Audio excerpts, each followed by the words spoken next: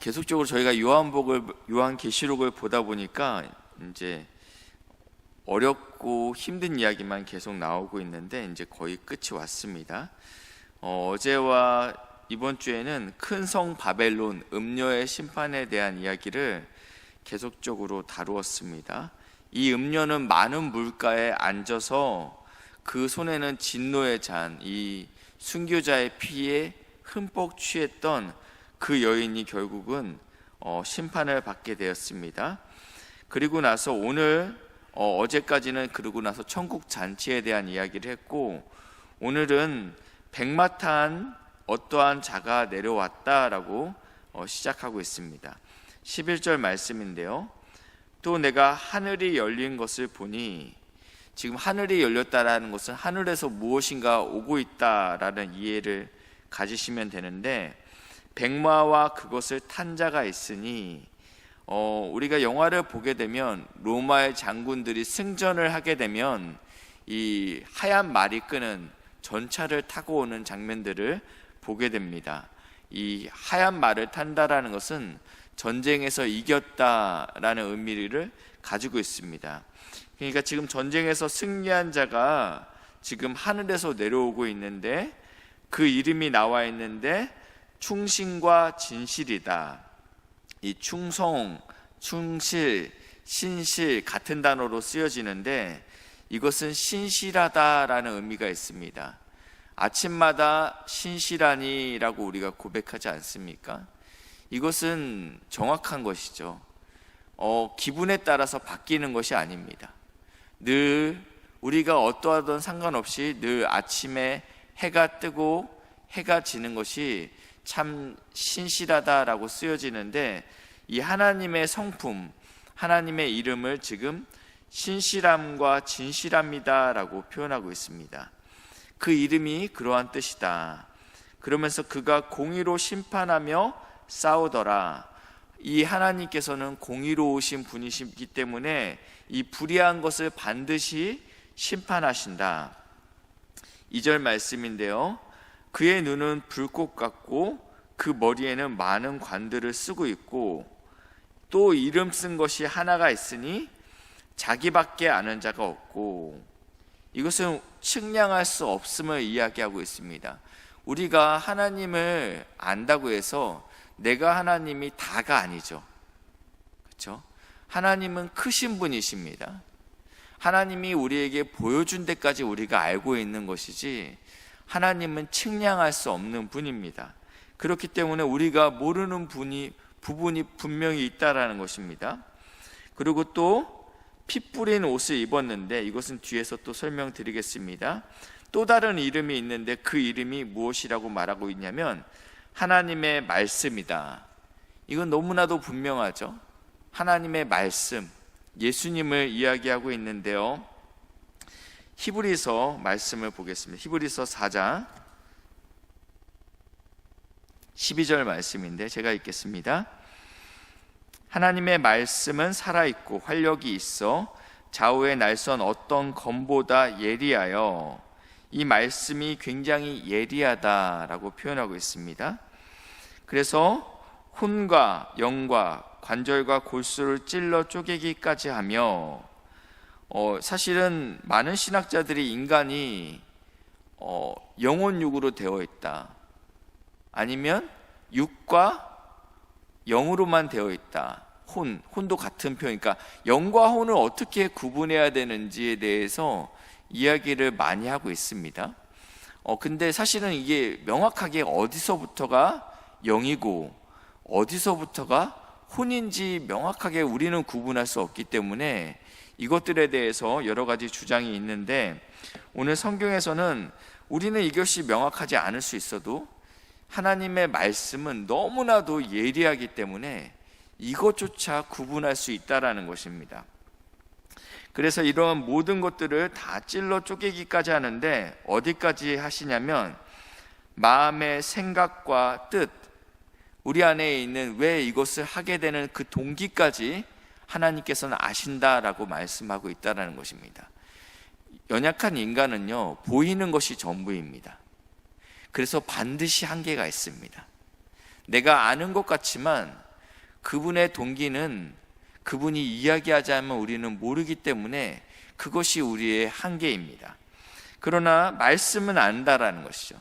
말씀은 왜 그러한 행동을 했는지 그 동기까지 아시는 분이 하나님이십니다. 그래서 하나님의 말씀이 우리에게 비춰지게 되면요, 나의 불순한 동기가 하나님 앞에 여실히 드러나게 되는 것입니다.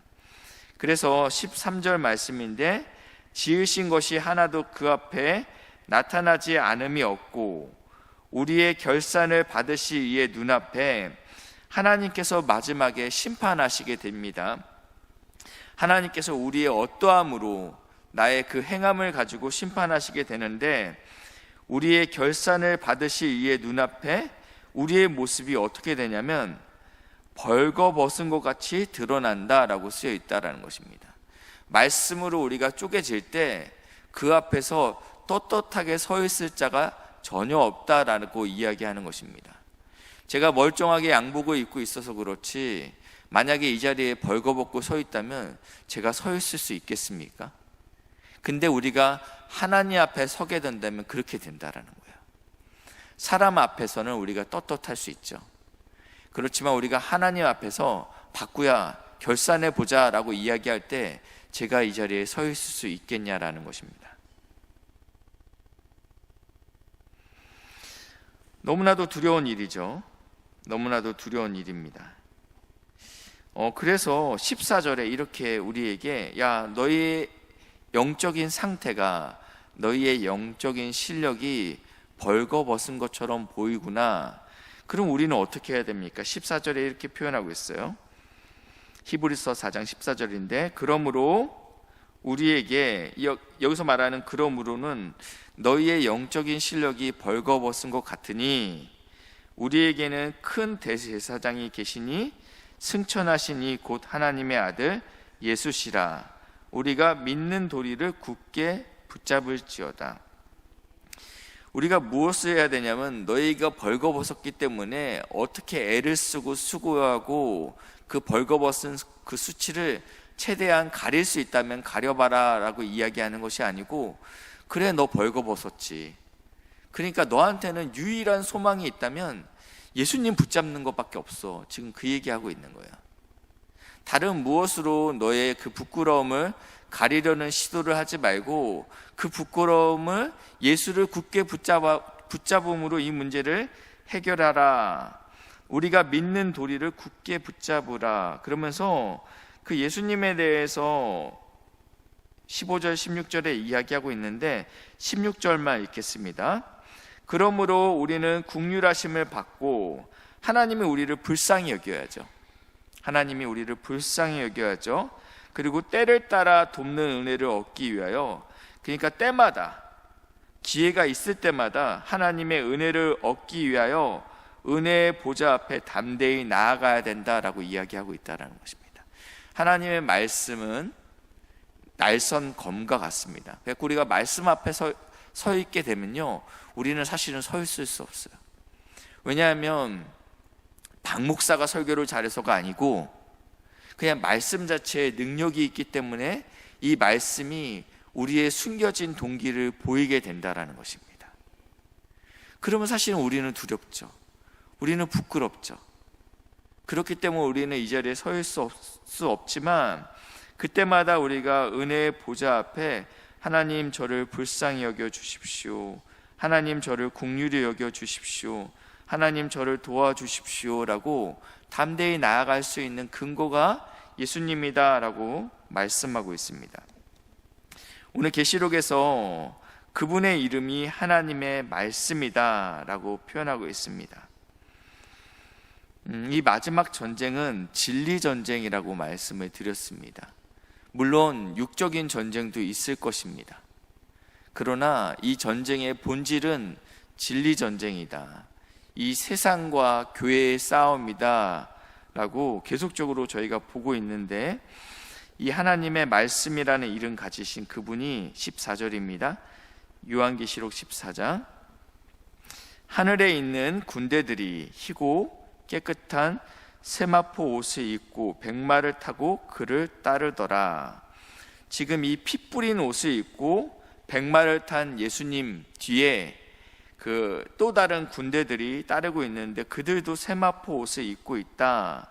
이 계시록 안에서 세마포 옷을 입은 사람들은 순교자의 피로 죽은 자들, 그리고 짐승의 표를 받지 않은 자들, 하나님의 증거를 가진 자들, 이러한 자들이 세마포 옷을 입은 자들입니다.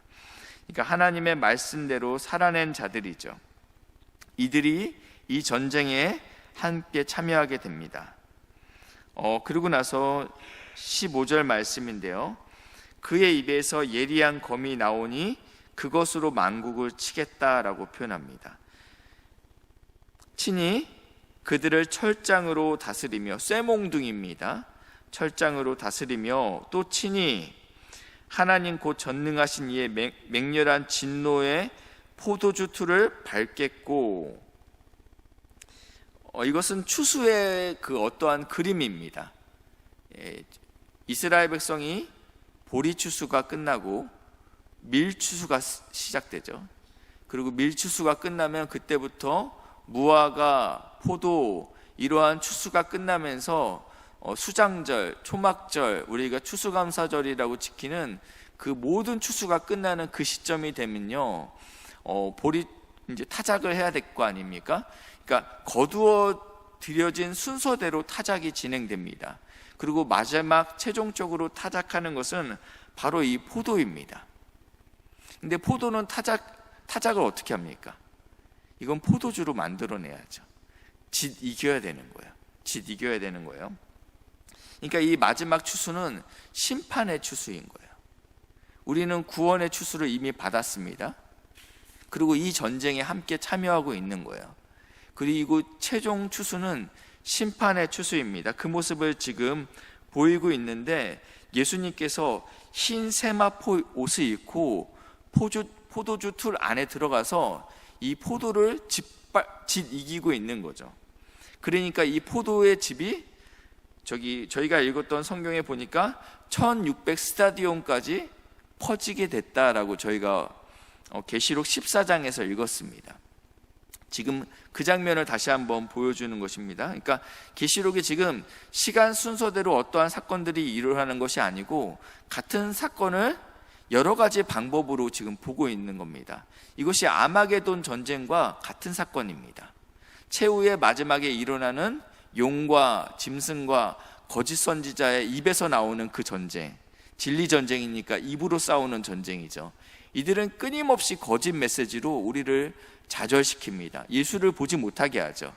끊임없이 예수가 아닌 다른 것을 집중하게 만듭니다. 근데 이 마지막 전쟁, 예수님의 입에서 나오는 그 검의 전쟁으로 지금 이제 최후의 심판하는 모습이 등장합니다. 이 포도주 틀을 짓밟기니까 어떻게 됩니까? 포도즙이 몸에 흥건하게 튀겠죠. 뭐 지금처럼 앞치마를 입었겠습니까? 그러니까 예수님의 지금 이 모습이, 그가 피 뿌린 옷을 입었다. 이 피는 누구의 피냐면 원수의 피예요. 원수의 피입니다. 그러면서 16절, 그의 옷과 다리에 이름을 쓴 것이 있으니 만왕의 왕이요 만주의 주라 라고 표현하고 있습니다. 그 예수님의 이름을 이렇게 놀랍게 표현하고 있습니다. 17절부터 18절은 그 모든 새들, 이 원수를 짓밟히지 않았습니까? 그들의 살을 먹어라. 그래서 모든 새들을 이 하나님의 큰 잔치에 초대하고 있다. 17절에 나와 있는데, 이것은 비교되는 것은 어린 양의 혼인잔치가 일어나고 있고, 또 지금 이 땅에서는 심판의 잔치가 일어나고 있다는 것입니다. 원수가 죽고 있다는 것입니다. 그래서 이 전쟁으로 통해서 누가 잡히게 되냐면요, 저희가 20절입니다. 짐승이 잡히고 그 앞에서 표적을 행하던 거짓 선지자도 함께 잡혔으니 이는 짐승의 표를 받고 그 우상에게 경배하던 자들을 표적으로 미혹하던 자들이다. 이들은 앞장섰던 자들이죠. 짐승의 표를 받아야 돼 라고 정치적으로, 종교적으로 거짓 메시지를 행했던 이러한 자들이 잡혀서 어떻게 되냐면 이 둘은 산채로 유황 불못에 던져지게 되었다라고 표현하고 있습니다. 최종 싸움은 아직 끝나지 않았습니다. 내일까지 싸우게 됩니다. 내일은 그 용, 옛뱀이라 하고 마귀라고 하고 하는 사탄의 최종적인 심판이 일어나게 될 것입니다. 이 땅은 마귀가 이기는 것처럼 보입니다. 교회는 쇠락하는 것처럼 보입니다. 보이죠? 마귀가 이기는 것처럼 보일 뿐입니다. 그러나 반드시 하나님께서 이기신다라고 말씀하고 있습니다. 교회는 승리할 것입니다. 어떠한 교회가 승리하냐? 예수님을 머리로 둔 교회가 승리하죠. 오직 예수님만 머리가 되셔야 됩니다. 그리고 말씀만이 유일한 기준이 되어야 됩니다. 나의 입이 기준이 아닌 하나님의 말씀이 그러하다면 나의 감정과 상관없이 하나님의 말씀이 내 삶의 주인입니다 라고 고백해야 된다는 것이죠. 마지막 싸움은 육적인 싸움이 아니라고 말씀을 드렸습니다. 영적인 진리의 싸움이 된다라고 말씀드렸습니다. 학교에서 가르치고 모든 미디어가 하나님을 배반하고 있습니다. 육적인 것을 추구하라라고 이야기하고 있습니다. 이럴 때일수록 우리가 하나님의 말씀이 무엇인가 더 집중하고 하나님의 말씀만 사모하는 귀한 믿음의 동역자들 되시길 주님의 이름으로 축복합니다. 기도하시겠습니다. 좋으신 하나님 감사합니다. 마지막 때에 주님께서 반드시 승리할 것을 우리에게 알려주시니 감사합니다. 이 믿음의 싸움에서 우리가 이기는 편에 설 수 있도록 인도하여 주시옵소서. 하나님의 말씀과 예수의 증언을 가짐으로 말미암아 예수님께 온전히 붙어 있을 수 있도록 인도하여 주시옵소서. 때를 따라 돕는 은혜를 얻기 위하여 은혜의 보좌 앞에 담대히 나아갈 수 있는 복된 새벽이 될 수 있도록 인도하여 주시옵소서. 내일부터 진행되는 우리 성경학교와 수련회가 있습니다. 사랑하는 선생님들 성령 충만하게 하시고 교육자들 말씀으로 무장하여서 하나님의 말씀만 온전히 잘 전할 수 있도록 인도하여 주시옵소서. 이 나라와 이 민족을 불쌍히 여겨 주시옵소서. 위정자들을 불쌍히 여겨 주시고 하나님의 손에 붙들려서 이 나라와 이 민족을 다시 한번 하나님 섬기는 나라, 하나님 두려워하는 나라가 될 수 있도록 인도하여 주시옵소서. 육신의 질병으로 눈물 가운데 있는 성도들이 있습니다. 주님 위로하여 주시옵소서. 주님만이 소망이 되고 위로가 될 수 있는 줄 우리가 알고 있습니다. 주님께서 깨끗하게 치유하여 주셔서 이 땅에 사는 동안 하나님을 찬양하고 능력 있게 하나님의 영광을 돌릴 수 있는 모든 성도들 될 수 있도록 인도하여 주시옵소서. 감사드리며 예수님의 이름으로 기도했습니다. 아멘.